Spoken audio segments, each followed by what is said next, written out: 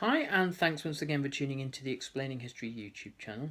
Now, there's a pitfall that exists in essays which seem to require simple explanation.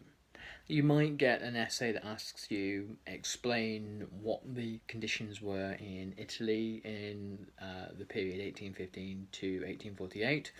You might get an essay that requires you to answer explain why Thomas Wolsey was unable to get a divorce. Now, you're being almost lured by the examiner, crafty examiners, luring you into the trap of describing.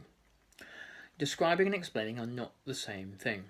Um, Explaining really is drawing out meaning from evidence. So you can explain what the conditions were in Italy 1815 to 1848, and in doing so show what those conditions actually told us about Italy, the division in Italy between North and South, the chaos within the country, the poverty of the South, and the relative prosperity of Piedmont, the power of the Catholic Church, and the power of Austria.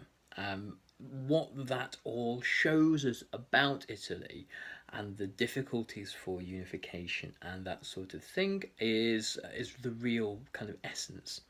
So by explaining what the conditions were, you can look at what the implications of those conditions actually are for the wider topic area that you are discussing.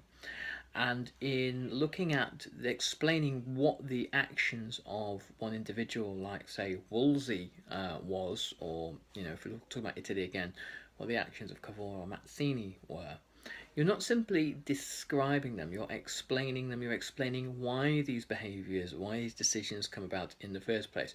And by doing that, you inevitably have to look at wider political, ideological, and historical forces at play. Well, Cavour is to some extent a liberal figure, but also a Piedmontese expansionist, and therefore he behaves in these sorts of ways at these kinds of times to achieve this kind of objective.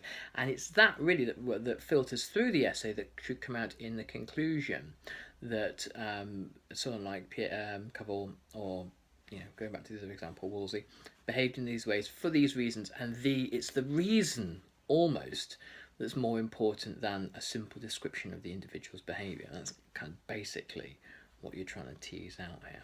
So, beware of the perceived simplicity of an explaining type essay. It's not a describing essay, it's about looking at the bigger picture behind the evidence that you're presenting. Okay, thanks.